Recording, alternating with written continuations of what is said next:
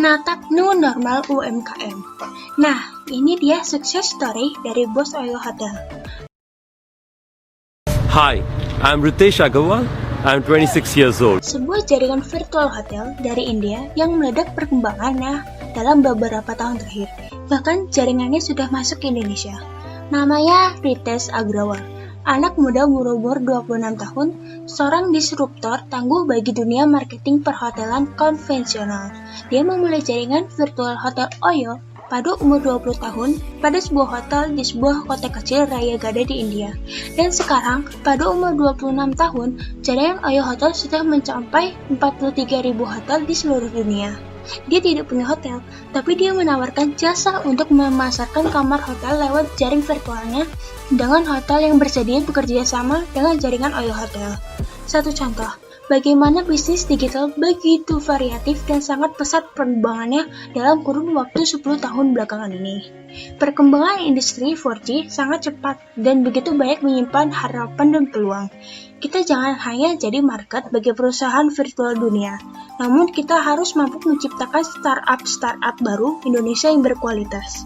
Kita di Indonesia sudah punya Gojek, Tokopedia, Traveloka, Bukalapak, OVO, dan JD.ID yang masuk kategori unicorn atau bervaluasi lebih dari 1 miliar dolar Amerika Serikat atau dirupiahkan menjadi 4,5 triliun.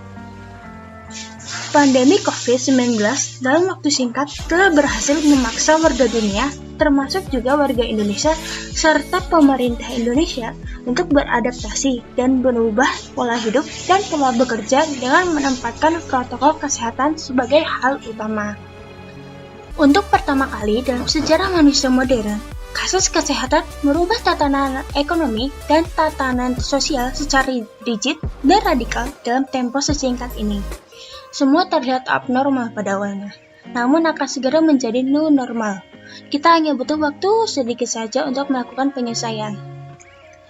Dalam hampir 3 bulan ini di Indonesia, semua pihak serentak lakukan physical distancing, social distancing, work from home, gunakan masker ketika keluar rumah, hand sanitizer mulai dikantongi, himbauan untuk sering cuci tangan, sering melakukan penyemprotan disinfektan. Gerakan ini masih dilakukan se-Indonesia dengan segala pro dan kontranya. Suka tidak suka harus dijalankan. Inilah new normal kita. Saya menghimbau pada para pelaku UMKM sebagai penyerap hampir 90% tenaga kerja domestik dan sebagai penyumbang 60 GDP Indonesia untuk dapat melihat peluang pada new normal ini.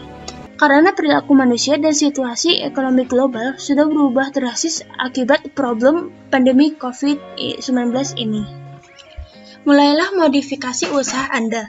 Perubahan pada usaha itu penting untuk adaptif pada perubahan faktor eksternal pada situasi new normal saat ini. Memberikan solusi bagi masalah yang ada di sekeliling kita dengan sentuhan teknologi, internet, atau digital adalah model bisnis yang harus dikembangkan. Bisnis bagi ekonomi digital, e-commerce, dengan segala variannya punya peluang yang tidak terbatas. Bagi para pemula, startup yang dibutuhkan adalah ide atas penyelesaian suatu masalah, eksekusi ide pada sebuah platform digital, memberikan manfaat kepada masyarakat lewat platform tersebut, dan selalu ada kemauan untuk mengembangkan apa yang sudah ada. Contoh sederhananya begini, ketika warga Jakarta ingin bepergian, tapi jalan macet, maka Gojek menawarkan jasa antar dengan harga terjangkau, cepat serta nyaman dan aman. Cukup pesan lewat aplikasi. Ketika banyak warga Jakarta ingin belanja makanan di kafe atau restoran, tapi malas antri dan malas keluar rumah atau kantor, maka Gojek menambahkan jenis layanannya dengan aplikasi GoFood, yaitu layanan antar makanan. Cukup pesan lewat aplikasi makan, pesanan akan segera diantar ke tempat pemesan. Dengan terus memberikan manfaat pada masyarakat dan terus berkembang untuk memberikan lebih baik kontribusi atas pemecahan masalah, Gojek hanya dalam 9 tahun telah berkembang dari startup kecil menjadi perusahaan startup dekakorn pertama di Indonesia dengan valuasi lebih dari 10 miliar dolar Amerika Serikat atau dirupiahkan menjadi 145 triliun rupiah. Inspirasi pada dunia bisnis yang saya berikan bukan hal yang muluk-muluk.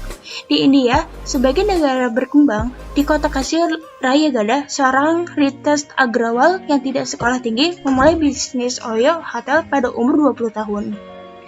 Di Indonesia, Nadia Makarim memulai Kucing pada tahun 2010 di saat dia berumur 26 tahun dengan kondisi dari nol. Wilayam Tanuwijaya yang semasa kuliahnya seorang penunggu warnet mendirikan Tokopedia pada tahun 2009 ketika dia berumur 28 tahun, juga memulai usahanya dari nol. Mereka ini adalah contoh sukses story anak-anak muda yang memulai usahanya dari nol karena mereka bukan siapa-siapa. Modal mereka adalah memberikan solusi atas masalah pada masyarakat lewat platform ekonomi digital yang mereka kembangkan. Masyarakat Indonesia, khususnya anak muda, tidak asing pada gadget smartphone, terbiasa menggunakan WhatsApp, biasa berselancar di dunia maya internet, dan hampir semuanya paham dengan Google, YouTube, Alibaba, Instagram, Facebook, Twitter, Amazon, Gojek, Bukalapak, Traveloka, dan sebagainya. Indonesia adalah suatu pasar bagi bisnis ekonomi digital yang tanpa batas, lintas bangsa, dan negara. Hanya saja, jangan biarkan kita semata-mata jadi pasar bagi pelaku ekonomi digital luar negeri. Saatnya pelaku UMKM kita naik kelas, lakukan sentuhan perubahan dari potensi pada ekonomi digital. Lihat dan identifikasi apa yang menjadi masalah pada masyarakat di sekeliling Anda, karena itu adalah potensi bisnis, itu adalah duit.